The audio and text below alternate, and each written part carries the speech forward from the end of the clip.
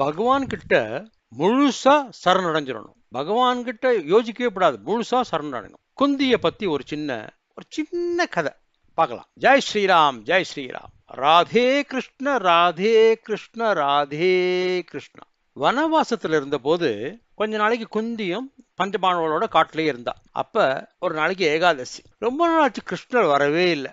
என்னடா அது, கிருஷ்ணர் மருமான் இல்லையா, சகோதரன் பையன் தானே, வரவே இல்லையே யோசிக்கிறா. சரி, இன்னைக்கு ஏகாதசியா இருக்கு, கிருஷ்ணனுக்கு பிடிச்ச பால் பாயசம் பண்ணுவோம், நைவேத்தியம் பண்ணுவோம் ஏகாதசிக்குன்னு நினைச்சுன்னு ரொம்ப மக்களமா ஒரு டேஸ்டியா ஒரு சுவையான பால் பாயசம் பண்றாங்க. அதை கிருஷ்ணருக்கு நைவேத்தியம் பண்ண பூரா பாயசம் பண்ணியாச்சு, இறக்கி வச்சாச்சு. அப்ப வாசல் நின்று அத்தை அத்தைன்னு கூப்பிடுறாரு கிருஷ்ணர். குந்தி என்ன பண்றா, அந்த பாயசத்தை அப்படியே கீழே வச்சுட்டு வாசலுக்கு ஓடி வந்து வா கிருஷ்ணா அப்படின்னு கூப்பிடுறா.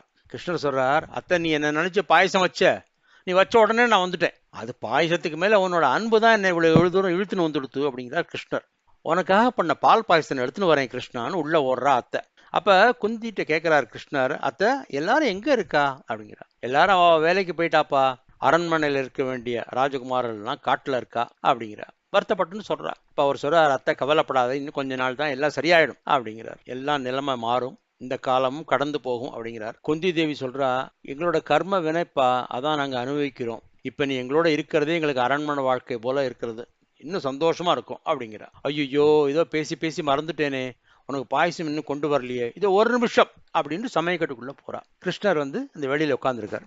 அங்க போனோம்னா தாய் மனசு இல்லையா, அவன் என்ன பண்றான், அந்த பெரிய பாத்திரத்துக்குள்ள பாயசத்தை பாதி எடுத்து ஒரு பாத்திரத்துல வச்சுட்டு பாக்கி பாதியை கொண்டாந்து கிருஷ்ணருக்கு கொடுக்குறா. அந்த பாக்கி பாதி பாயசம் எதுக்கு எடுத்து வச்சானா, தன்னோட குழந்தைகளுக்கா, பஞ்ச பாண்டவாளுக்கா. கிருஷ்ணர் அதை வாங்குறார், சிரிக்கிறார் சந்தோஷமா. அதை வாங்கி நல்ல டேஸ்டோட குடிச்சுட்டார். ஆஹா, என்ன அமக்கலமா பண்ணிருக்கா அத்தை, உன்னோட கை ருசியே தனிதான் அப்படின்னு குடிக்கிறார். வச்சுட்டு அந்த பாத்திரத்தை கீழே வச்சுட்டு சொல்றாரு, அத்தை எனக்கு இன்னும் இதே மாதிரி ஒரு செட்டு எனக்கு பாயசம் வேணும், ஒரு பாத்திரம் நிறைய கொண்டு வா அப்படிங்கிறார்.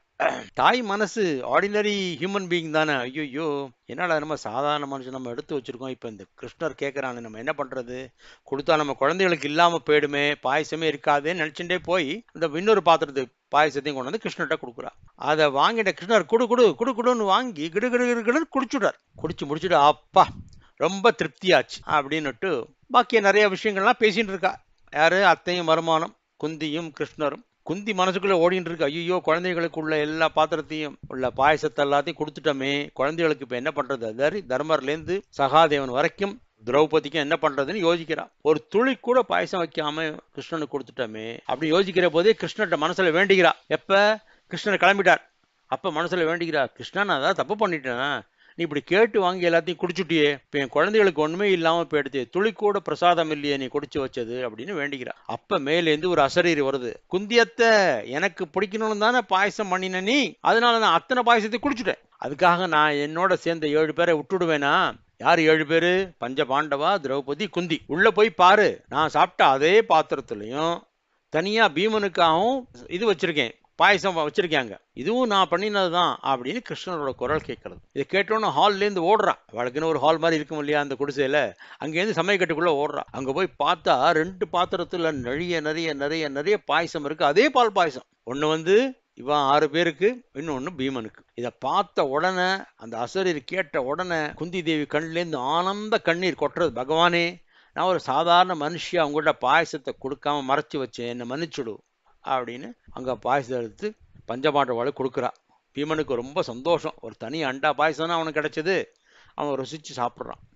இந்த கதையில நமக்கு என்ன தெரியுதுன்னா, நம்ம எல்லாம் சாதாரண மனுஷாதான், ஆனா பகவான்கிட்ட நம்ம சரண் அடைஞ்சிடணும். பகவான் நமக்கு எல்லாம் நல்லது பண்ணுவாங்கிற முழு நம்பிக்கை வேணும்.